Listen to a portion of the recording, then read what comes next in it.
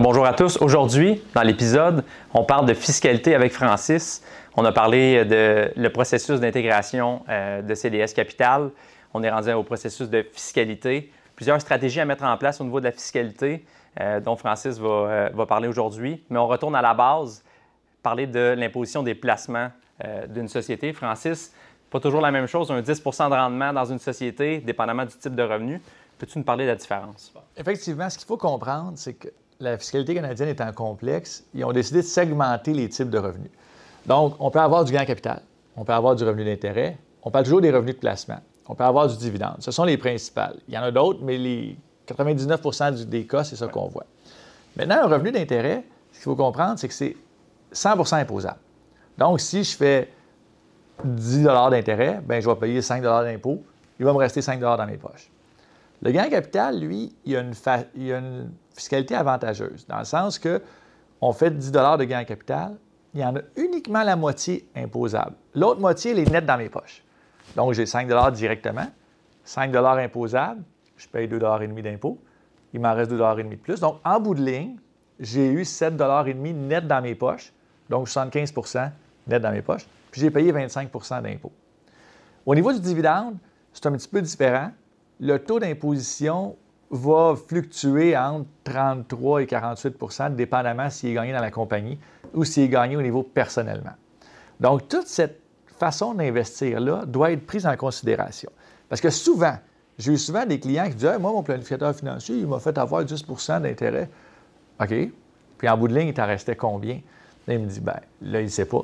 Bien, tu as payé l'impôt, toi, il te restait 5 » Mais l'autre qui, lui, a eu 8 de gain en capital à la place, donc 8 de rendement, mais en gain en capital, bien lui, dans ses mains, il en restait 6 au lieu de 5. Donc, il y a eu un rendement visuel moins élevé, mais en bout de ligne, dans ses poches, il en reste plus. Et le commun des mortels ne sait pas cette distinction-là. Alors là, c'est là qu'on intègre, nous, le principe de base, c'est combien il vous reste dans vos poches. Le rendement qu'on va aller chercher, c'est ça. Et non, tu tapes à l'œil, tu as fait 20 d'intérêt. C'est qu'est-ce qui reste dans vos poches. Et là, maintenant, c'est de décider, est-ce qu'on veut le mettre via la compagnie? Est-ce qu'on veut le mettre via le personnel?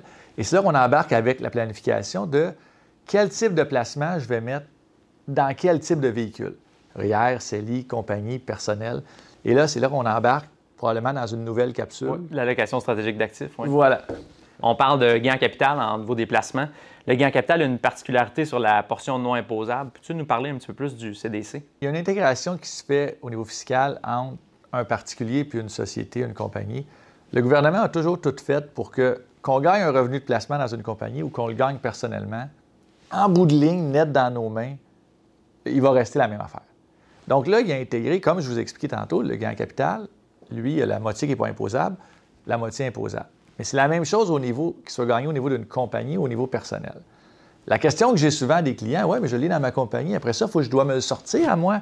Il est dans ma compagnie, il n'est pas à moi. » Mais la partie non imposable du gain en capital, et là, je m'aventure dans un terrain glissant qui est compliqué, va pouvoir être retirée sous forme de dividende en capital net d'impôt.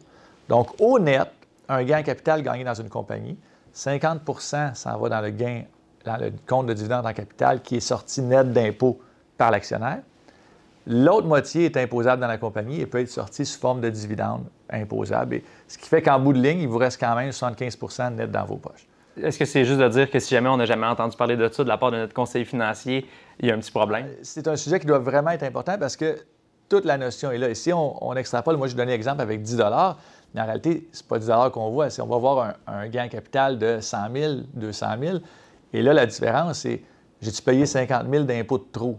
Mais si on fait ça à chaque année, multiplié par 20 ans, bien, faites le calcul, ça en fait beaucoup. Là. Merci, Francis. Au final, ce qu'on veut, ce n'est pas de faire vous des fiscalistes, mais plutôt que vous compreniez qu'il y a des stratégies à mettre en place pour optimiser la fiscalité des placements dans une société qui se fait en intégrant le fiscaliste et le conseiller en placement. Donc, on s'occupe de ça pour vous chez CDS Capital.